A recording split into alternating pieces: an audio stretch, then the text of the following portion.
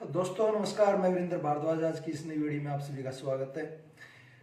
और आज एक्सरसाइज करेंगे थाइस की, और उससे पहले शरीर को वार्म अप करेंगे। कोशिश करेंगे थोड़ा बीच में एब्स की भी एक्सरसाइज करें, और साथ में आपको ऑडियो मोटिवेशन सुनने को मिलेगा। और अगर आप चैनल पर नए हैं तो कृपया करके चैनल को सब्सक्राइब करें, लाइक करें, कमेंट करें। तो चलिए शुरुआत करते हैं। सोचिए, आपका शरीर बिस्तर पर आराम कर रहा है, लेकिन आपका माइंड अभी भी दौड़ रहा है।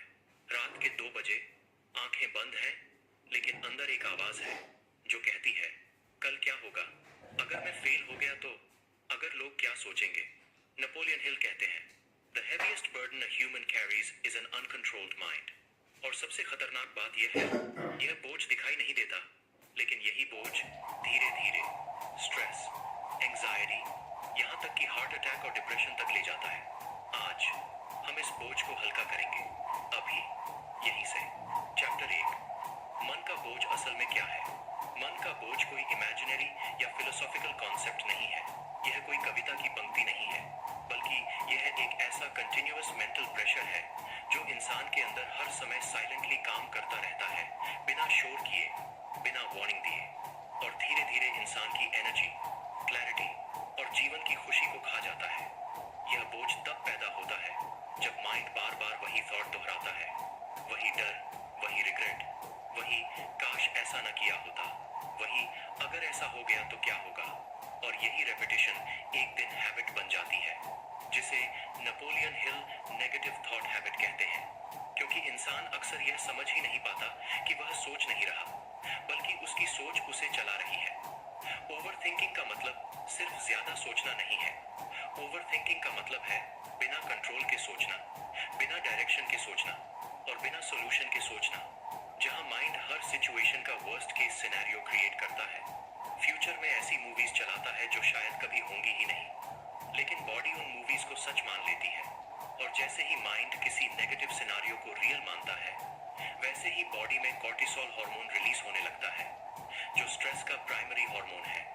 और यही कॉर्टिसोल अगर शॉर्ट टाइम के लिए आए तो सर्वाइवल में मदद करता है, लेकिन जब यह रोज, हर दिन, हर घंटे रिलीज होता है, तो यही हार्मोन धीरे धीरे इंसान के नर्वस सिस्टम को एग्जॉस्ट कर देता है, इम्यूनिटी को कमजोर करता है, डाइजेशन को डिस्टर्ब करता है, स्लीप साइकिल को खराब करता है, और एक ऐसा इंटरनल प्रेशर क्रिएट करता है जिसे बाहर से कोई देख नहीं सकता।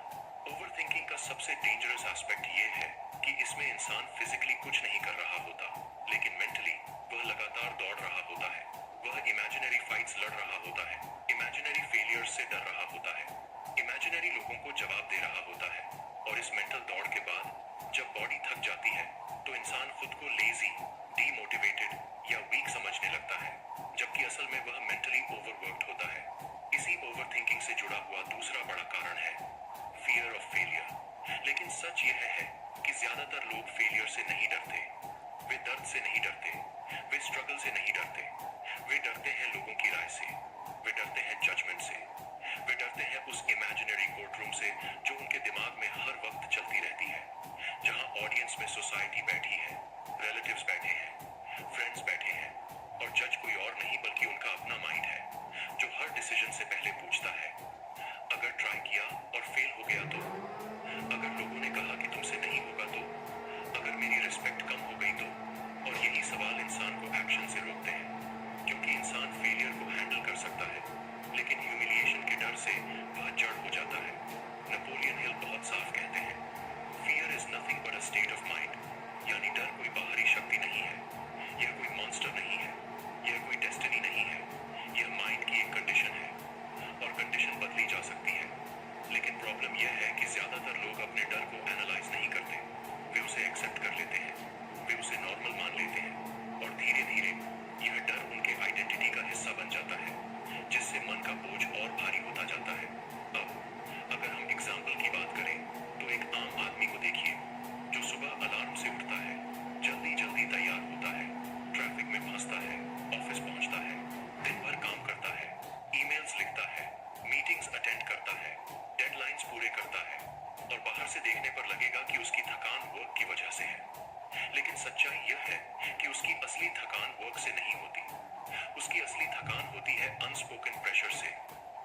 एक्सपेक्टेशन से, उस प्रेशर से जो उसने खुद पर डाल रखा है कि मुझे ही सब संभालना है, मुझे स्ट्रांग दिखना है, मैं कंप्लेन नहीं कर सकता, अगर मैंने मना किया तो लोग क्या सोचेंगे। और यही अनस्पोकन प्रेशर धीरे धीरे मन के ऊपर वेट बन जाता है, क्योंकि इंसान हर दिन रोल निभा रहा होता है। गुड एम्प्लॉई का रोल, रिस्पॉन्सिबल सन का रोल, अंडरस्टैंडिंग पार्टनर का रोल, स्ट्रांग पर्सन का रोल, लेकिन वह खुद से कभी नहीं पूछता कि मैं कैसा महसूस कर रहा हूँ। और जब फीलिंग्स को एक्सप्रेस नहीं किया जाता, जब इमोशंस को दबाया जाता है, तो वे डिसअपियर नहीं होते, वे एक्यूमुलेट होते हैं, वे मन के अंदर लेयर्स बनाते हैं और हर लेयर मन के बोझ को थोड़ा और बढ़ा देती है। यही कारण है कि आज बहुत से लोग फिजिकली आराम कर रहे होते हैं, लेकिन मेंटली एग्जॉस्टेड होते हैं। वे छुट्टी पर जाते हैं लेकिन एंजॉय नहीं कर पाते, वे परिवार के साथ होते हैं लेकिन प्रेजेंट नहीं होते, क्योंकि उनका माइंड अभी भी उस ऑफिस कॉन्वर्सेशन में अटका होता है, उस पुराने आर्ग्यूमेंट में उलझा होता है, उस फ्यूचर फियर में डूबा होता है। और यह मेंटल एब्सेंस ही असल में मन का बोझ है। नेपोलियन हिल बार बार इस बात पर जोर देते हैं कि अगर इंसान अपने थॉट्स को डिसिप्लिन नहीं करता, तो वही थॉट्स उसके जीवन को डिसिप्लिन करना शुरू कर देते हैं। और डिसिप्लिन बिना अवेयरनेस के नहीं आता। इसलिए मन का बोझ कम करने का पहला कदम यह समझना है कि यह बोझ रियल है, यह वीकनेस नहीं है, यह लेजीनेस नहीं है, यह फेलियर नहीं है, यह सिर्फ एक सिग्नल है कि आपका माइंड ओवरलोड हो चुका है। और जब तक इंसान इस बोझ को एक्नॉलेज नहीं करता, तब तक वह सॉल्यूशन की तरफ बढ़ ही नहीं सकता, क्योंकि प्रॉब्लम को नकार देना उसे खत्म नहीं करता, बल्कि और गहरा कर देता है। इसलिए मन का बोझ असल में आपकी जिंदगी की परिस्थितियों से नहीं बनता, यह बनता है आपकी उन इंटरप्रिटेशन से जो आप हर परिस्थिति को देखकर अपने अंदर क्रिएट करते हैं। और जैसे ही इंसान यह समझ लेता है कि वह अपने थॉट्स का विक्टिम नहीं है, बल्कि वह अपने थॉट्स का क्रिएटर है, वहीं से मन के बोझ को हल्का करने की प्रक्रिया शुरू होती है। चैप्टर 2, मन का बोझ शरीर को कैसे बीमार बनाता है। यह बात समझना बहुत जरूरी है कि मन और शरीर अलग अलग सिस्टम्स नहीं है। यह कोई फिलॉसफी या मोटिवेशनल बात नहीं है, बल्कि प्योर साइंस है, क्योंकि जिस तरह से आपका माइंड सोचता है, उसी तरह से आपकी बॉडी रिएक्ट करती है। और जब मन लगातार बोझ में रहता है, तब शरीर धीरे धीरे बीमार होना शुरू हो जाता है, भले ही बाहर से सब कुछ नॉर्मल दिखे। लगातार मेंटल स्ट्रेस का मतलब सिर्फ टेंशन महसूस करना नहीं होता। इसका मतलब होता है कि आपका नर्वस सिस्टम हर समय अलर्ट मोड में रहता है, जैसे कोई खतरा पास ही हो। और जब ऐसा होता है, तो बॉडी में लगातार कॉर्टिसोल और एड्रेनलिन जैसे स्ट्रेस हार्मोन्स रिलीज होते रहते हैं, जो शॉर्ट टर्म में तो बॉडी को बचाने के लिए बने हैं, लेकिन लॉन्ग टर्म में यही हार्मोन्स शरीर के लिए जहर बन जाते हैं, क्योंकि जब कॉर्टिसोल लगातार हाई रहता है, तो उसका सीधा असर ब्लड प्रेशर पर पड़ता है। आर्टरी थैंक यू दोस्तों, अगर आपने वीडियो को यहाँ तक देखा तो आपको बहुत बहुत धन्यवाद। और अगर आप मुझे फॉलो करना चाहते हैं तो मेरी आईडी है फेसबुक पे वीरेंद्र भारद्वाज के नाम से, आप उसको फॉलो कीजिए। और अगर वहाँ पे, क्योंकि 5000 के आसपास फ्रेंड लिस्ट नज़दीक हो चुकी है, तो सभी को वहाँ पे एंटर होना मुश्किल है, तो आप मुझे वीवी क्रिएटर्स यानी Virendra Bhardwaj creator Facebook page पे मुझे फॉलो कर सकते हैं। वहाँ पे अनलिमिटेड पर्सन फॉलो करके मेरे साथ कुछ सीखने को आपको मिल सकता है। और अगर आप यूट्यूब पे हैं तो यूट्यूब चैनल अगर आप खोज रहे हो तो आप यूट्यूब पे सर्च कीजिए या गूगल पे सर्च कीजिए वीरेंद्र भारद्वाज नेट सर्फ।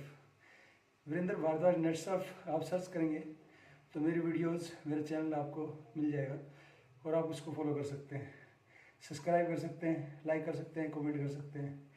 तो आज की वीडियो में इतना ही। अगर आपको इस तरह की मोटिवेशन ऑडियो के साथ में एक्सरसाइज करते हुए इंस्पायर आपको करती है तो आप उनको अपनी आदतों में डालिए। अगर आप एक्सरसाइज ऑलरेडी कर रहे हैं तो उसको आप अपने आप को शाबाशी दे सकते हैं, क्योंकि एक्सरसाइज करना आपको न केवल फिजिकल स्ट्रेंथ देता है बल्कि आपको मेंटली स्ट्रॉन्ग करता है, हर तरह के डिसीजन लेने में आपको स्ट्रॉन्ग बनाता है। तो अगर आप चैनल पर नए हैं तो कृपया करके चैनल को सब्सक्राइब करें। अगर ये वीडियोस आपको अच्छी लगती है तो अपने नियर डियर को शेयर करें। तो अगली वीडियो में फिर आपसे मुलाकात होगी, तब तक के लिए आपको नमस्कार, धन्यवाद। और चैनल पे बने रहें, लगातार कुछ ना कुछ आपको सीखने को मिलेगा। अपना ख्याल रखिए, अपने परिवार का ख्याल रखिए और अपने बच्चों का ख्याल रखिए। Thank you very much.